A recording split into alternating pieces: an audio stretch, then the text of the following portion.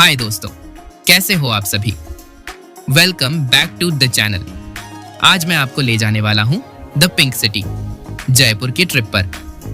जयपुर को राजस्थान का दिल माना जाता है, जो मेरे दिल के बेहद करीब है।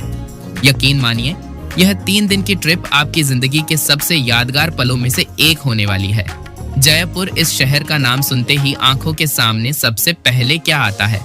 हवा महल। जी हाँ, लेकिन इसके अलावा जयपुर में ऊंचे ऊंचे किले, जयपुर के बाजार, मुंह में पानी ला देने वाला लजीज खाना और हवा में घुला हुआ इतिहास। इसे पिंक सिटी ऐसे ही नहीं कहते हैं, यह नाम जयपुर पर बिल्कुल फिट बैठता है। मैंने अभी हाल ही में यहाँ पर बेहतरीन 3 दिन बिताए हैं और सच कहूँ तो मैं पूरी तरह से इस शहर के प्यार में गिर चुका हूँ। जयपुर को राजा सवाई जय सिंह जी के द्वारा 17वीं सेंचुरी में बसाया गया था। जयपुर वर्ल्ड फेमस है यहाँ के पैलेसेस के लिए, यहाँ के हेरिटेज फोर्ट्स के लिए, ब्यूटीफुल गार्ड्स, म्यूजियम, यहाँ की शानदार tourist places, historical temples, traditional culture और साथ ही यहाँ के लाजवाब फूड के लिए। तो अपनी कुर्सी की पेटी बांध लीजिए, क्योंकि मैं अपना जयपुर का पूरा एक्सपीरियंस, मैं कहाँ रुका, कैसे घूमा, क्या क्या देखा, सब कुछ A to Z आपके साथ शेयर करने वाला हूँ। तो यह tour guide how to reach में आने के लिए आप by train directly Jaipur junction तक आ सकते हैं। जयपुर जंक्शन एक बहुत बड़ा स्टेशन है। देश के कोने कोने से ट्रेन यहाँ तक आती है। ट्रेन के अलावा आप फ्लाइट से और बस के थ्रू भी जयपुर में आसानी से आ सकते हैं। अगर आप जयपुर में फ्लाइट लेकर आना चाहते हैं तो यहाँ पर इंटरनेशनल एयरपोर्ट है, जहाँ पर आप इजीली पहुँच सकते हैं। जयपुर पहुँचने के बाद जयपुर के शानदार इतिहास में छलांग लगा रहे हैं। तैयार हो जाइए आलीशान किलों और पुराने जमाने के अजूबों को देखने के लिए। सबसे पहले हम घूमने जाएंगे आमेर पैलेस। जयपुर सिटी से 10 किलोमीटर की दूरी पर अरावली पर्वत से घिरा हुआ आमेर का किला मौजूद है। इस किले की नींव मिर्जा राजा मानसिंह प्रथम के द्वारा 1589 में रखी गई थी। राजा मानसिंह जी मुगल बादशाह अकबर के दरबार में सेनापति के स्थान पर थे और इस आमेर किले के अंदर राज परिवार के लोग रहा करते थे। इस किले की सुरक्षा के लिए 12 किलोमीटर की दीवार के साथ ही जयगढ़ किले का निर्माण भी किया गया था और इस आमेर के किले से जयगढ़ किले तक जाने के लिए जमीन के अंदर से 2 किलोमीटर की गुप्त सुरंग भी बनी हुई है।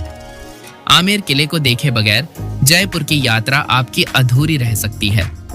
आमेर किले तक आने के लिए आप पैदल चलकर या अपने निजी वाहन के द्वारा सीधा किले के प्रवेश द्वार तक आ सकते हैं और इसके अलावा आप चाहे तो हाथी की सवारी करते हुए भी ऊपर आ सकते हैं, लेकिन हाथी की सवारी करने के लिए आपको 3500 रुपए की टिकट लेनी होती है।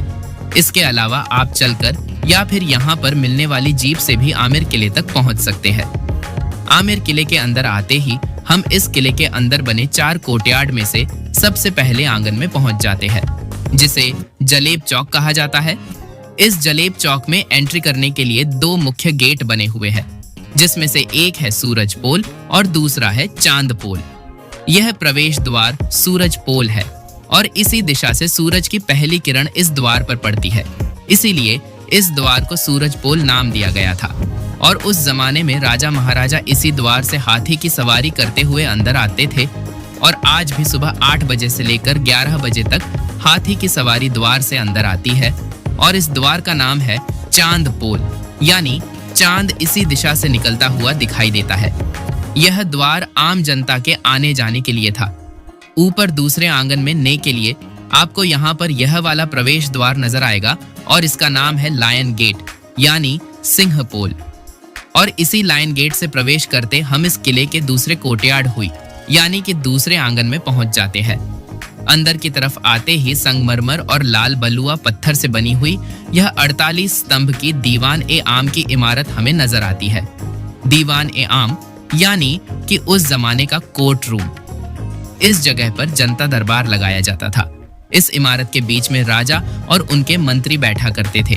दीवान ए आम के साइड में यह मेन गणेश पोल द्वार बना हुआ है, जो कि राजाओं का निजी प्रवेश द्वार हुआ करता था और इस द्वार पर भगवान गणेश जी की पेंटिंग के साथ ही 400 साल पुरानी बहुत ही खूबसूरत नक्काशीदार पेंटिंग्स बनी हुई है। दीवाने ए आम के पास में ही यह 27 कचहरी बनी हुई है। 27 कचहरी यानी कि उस जमाने का रिकॉर्ड रूम। महाराजा के अधीन उस जमाने में 27 जहांगीर यानी कि 27 रजवाड़े हुआ करते थे और उन 27 रजवाड़ों का लेखा जोखा इसी जगह पर किया जाता था। कचहरी के सामने आपको आमेर किले का यह बहुत ही ब्यूटीफुल व्यू नजर आता है और सामने आप यह जो देख रहे हैं यह सैफरॉन गार्डन है जिसे केसर बाग कहा जाता है। राजा मानसिंह जी ने 16वीं शताब्दी में केसर की खेती करने की कोशिश की थी। इस गार्डन के आसपास इस खूबसूरत मावड़ा झील का भी निर्माण किया गया था, लेकिन इस जगह पर गर्मी ज्यादा होने के कारण राजा केसर की खेती करने में नाकामयाब हुए थे। गणेश पोल द्वार से अंदर आते ही हम इस किले के तीसरे आंगन में पहुंच जाते हैं और यहाँ पर यह शीश महल बना हुआ है जिसे दीवान खास कहा जाता है। इस शीश महल को मिर राजा जय सिंह जी के द्वारा बनवाया गया था और इस जगह पर राज परिवार और राजा के मंत्रियों को ही आने की अनुमति थी और इस जगह पर जितने भी आपको पिलर्स नजर आएंगे यह सारे इटालियन मार्बल से बने हुए हैं और इस शीश महल के अंदर आपको जितने भी शीशे नजर आ रहे हैं यह राजा ने बेल्जियम कंट्री से मंगवाकर यहाँ पर लगवाए थे और इस शीश महल के दोनों तरफ रानियों के 2 कमरे बने हुए हैं। शीश महल रानियां के 2 कमर बन हुए हैं। शाश महल के सामने यह सुख मंदिर निवास बना हुआ है।